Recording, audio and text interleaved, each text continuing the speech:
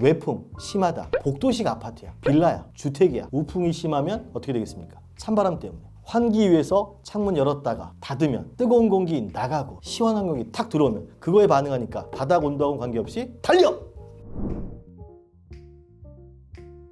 대한민국은 봄, 여름, 가을, 겨울 이렇게 4계절을 갖고 있습니다. 하지만 요즘 날씨를 보면 여름, 겨울, 끝! 이렇게 양분화가 되어 있어서 추워지는 겨울이 왔기 때문에 이쯤 되면 다들 걱정하는 난방비 고지서 보면서 오 마이 갓! 한방 해결할 수 있는 컨텐츠를 준비해봤으니까요. 월급과 우리 아이들 성적 빼고 다 오르고 있는 이 시점에 난방비를 아낄 수 있는 방법이니까요. 이번 컨텐츠 제대로 주의 깊게 봐주시고요. 이미 많이들 방법에 대해서 알려주셨어요. 근데 알고 있었는데 까먹는 경우도 있고요. 귀찮아서 안 하는 경우도 있고요. 고지서 보고 난 다음에 이렇게 놀라셔갖고 그제서 이제 부랴부랴 찾게 되시니까 이번 기회에 제가 한번 깔끔하게 한번 정리를 해드릴 텐데 하나만 기억하세요. 보일러가 있는 모든 집에는요 컨트롤러라고 하는 게 있습니다. 컨트롤러에 있는 기능만, 이 단어가 이 기능을 하는 거야, 이것만 제대로 이해하고 쓰셔도 난방비를 반 싹둑 아낄 수 있는 방법이니까 실온 모드가 있고요, 온돌 모드가, 예약 모드가 있고요, 외출 모드가 있고요, 온수 조절이 있습니다. 이 5가지 버튼을 어떻게 쓰는지 알려드리는 컨텐츠를 준비했거든요. 첫 번째부터 들어가겠습니다.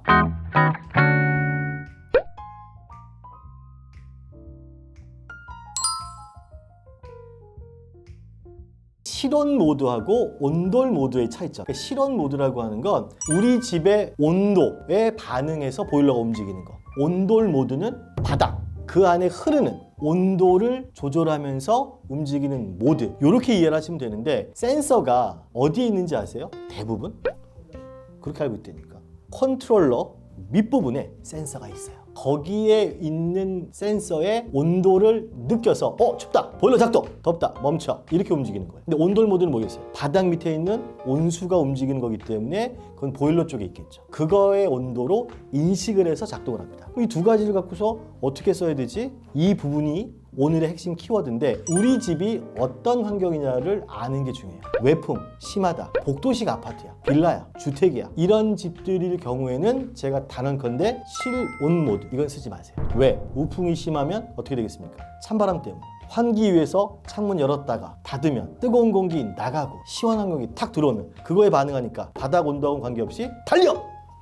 우리 집에 대한 환경 자체가 우풍이 좀 심하다. 무조건적으로 온돌 모드의 기준점을 잡고서 보일러를 작동하는 게 가스비를 제대로 아낄 수 있다는 거. 우리 집은 그런 형태가 아니야. 아파트 다닥다닥다닥 붙여 있잖아요. 우리 집 아파트는 쭉 있는 거에 중간에 있어. 윗집도 있고 아랫집도 있어. 이런 집은 어떻게 있어요? 위에 집에서도 보일러 돌고요, 아랫집에서도 보일러 돌고요, 옆집에서도 보일러 돌고요. 우리 집은 실온의 온도가 떨어질 변화가 거의 없어요. 이럴 때에는 실온 모드를 놓고 보일러를 작동하면 훨씬 더 가스비나 난방비를 아낄 수 있게끔 되는 거니까 우리 집의 형태가 어떤 기준이냐에 따라서 실온 모드를 쓰느냐 온돌 모드를 쓰느냐. 그러면 실온 모드는 몇 도부터 써야 돼? 온돌 모드는 몇 도에 세팅을 해놔야 돼? 적정 온도 기준점. 실온 모드는 20도에서 22도, 온돌 모드는 40도에서 42도, 요 기준점으로 놓고 사용하라고 권장을 하니까 컨트롤러 모양으로 있는 거 아니에요. 멋으로 있는 거 아니니까 꼭 한번 확인해서 써보시라고 첫 번째 설명법을 안내해 드렸고요. 다음 이야기 넘어가기 전에 구독, 좋아요, 댓글, 알림 설정 꼭 부탁드리고요. 보일러의 예약 모드, 난 이거를 진짜 이번 컨텐츠 준비하기 전까지는 정말 엉뚱하게 알고 있었어요. 보일러의 예약 모드가 어떻게 작동하는 걸로 알고 있어요, 감독님? 시간이 있으면 그 시간 동안 나랑 똑같은 거야.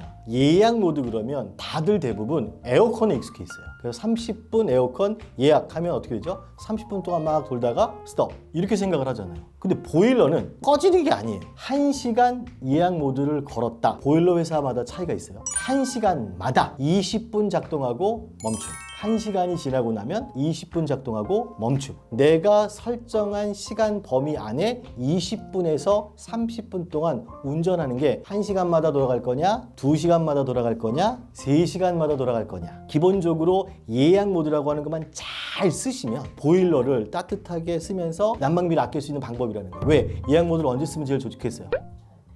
그렇죠. 잘 때. 근데 가장 중요한 거는 계절이 변하는 간절기 때 있잖아요. 아침엔 추워, 낮엔 더워, 밤엔 또 추워. 이럴 때 온도 편차가 막 널뛸 때 세팅만 잘해놓고 거기에 맞춰 쓰시면 진짜 알뜰하게 쓸 수 있다는 거예요. 평균적으로 어떻게 쓰시면 좋으냐면 3시간 혹은 4시간 기준 예약을 해놓으세요. 3시간에서 4시간마다 보일러가 몇 분간 움직인다? 20, 30분. 여기서 온돌 모드냐 실온 모드냐 맞춰서 움직이기 때문에 예약 모드만 활용을 잘해도 간절기 때 전기료금 걱정 없이 따뜻한 거 추운 거 고민 없이 잘 쓸 수 있으니까 예약 모드 정말 이번 컨텐츠 보시면서 제대로 한번 사용해 보시라고 권유드릴게요.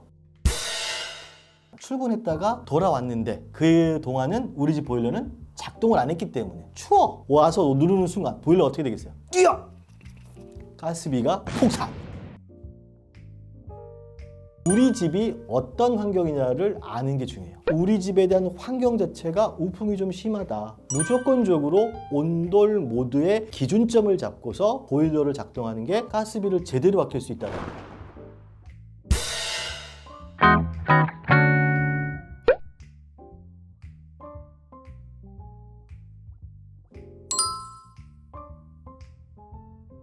세 번째로 준비한 모드는 외출 모드. 외출 모드는 어떤 거라고 알고 계세요? 최저 온도로 돌아가는 뭐 이런 거. 이게 뭐냐면 모르세요 잘. 온라인상에서나 유튜브들이 뭐라고 절대 손대지 마! 뭐 이런 표현이 많은데 이 이야기는 반은 맞고 반은 틀리다라는 얘기를 좀 드리고 싶어요. 우리 집 보일러가 구매한 지 얼마 됐느냐? 10년 이상, 20년, 30년 됐다. 그러면 손대지 마세요. 왜? 외출 모드의 기본적인 기능은 동파 방지예요. 외출 모드를 딱 누르는 순간 세팅값이 어떻게 되냐? 8도예요. 8도. 온도가 8도보다 더 추울 때만 움직여. 때문에 우리 집을 비우는데 일주일 이상, 열흘 이상 비우지 않는 한 출근했다가 돌아왔는데 그 동안은 우리 집 보일러는 작동을 안 했기 때문에 추워. 와서 누르는 순간 보일러 어떻게 되겠어요? 뛰어! 가스비가 폭삭! 이렇기 때문에 외출 모드의 설정이 동파 방지용으로 세팅이 되어 있는 옛날 아파트 옛날 거에는 이런 세팅 값으로 되어 있으니까 외출 모드는 웬만하면 건들지 말라고 이야기를 하는 거고, 그럼 그거보다 늦게 나온 요즘 광고하는 거 있잖아요. 마동석 씨 나와서 국가대표 컨덴싱 요즘 나온 보일러들은 외출 모드가 전혀 다르게 세팅이 되어 있습니다. 예약 모드처럼 세팅이 되어 있어요. 4시간에 한 번씩 20분에서 30분간 움직여줍니다. 40도 온돌 모드 기준으로 여기에 세팅 값이 되어 있기 때문에 이 모드를 적정하게 사용을 하신다 라고 하시면 새로 산 보일러를 제대로 쓰는 방법이 되는 거니까 외출 모드 쓰지 마! 손대지 마! 이렇게 외쳐서 손 안 대는 것보다 얼마나 우리 집 보일러가 오래됐지? 라고 해서 쓰시기만 해도 잘 활용할 수 있는 범위니까 외출 모드도 똘똘하게 제대로 알고 사용해 보시죠. 다음 이야기 넘어가기 전에 구독, 좋아요, 댓글, 알림 설정 꼭 부탁드리고요. 온수 설정 모드 알려드리는 마지막 기능 중에 하나인데, 자 이거 설명하기 전에 감독님 사우나 좋아하세요? 열탕 온도가 보통 몇 도죠? 40도, 50도. 대표님? 42도. 그렇죠, 42도. 들어가면 어떻게 돼요? 뜨거! 그래서 찬물에서 막 있다가 가갖고 이제 뜨겁게 하는데, 자 이걸 경험하시는 분이라고는 잘 기억하세요. 보일러 컨트롤러에 나와 있는 온수 모드 저, 중, 고 이렇게 3개로 나뉘어져 있어요. 고에다가 대부분 날씨 추우면 세팅을 해놔요. 근데 그 온도가 몇 도인지 아세요? 75도에서 80도입니다. 근데 이 물 어떻게 쓰시죠? 찬물하고 섞어 쓰십니다. 고에다 세팅을 해놨다. 열탕 40도에 들어가도 뜨거 이러는데 지금 당장 온수 모두 고로 하면 내리세요.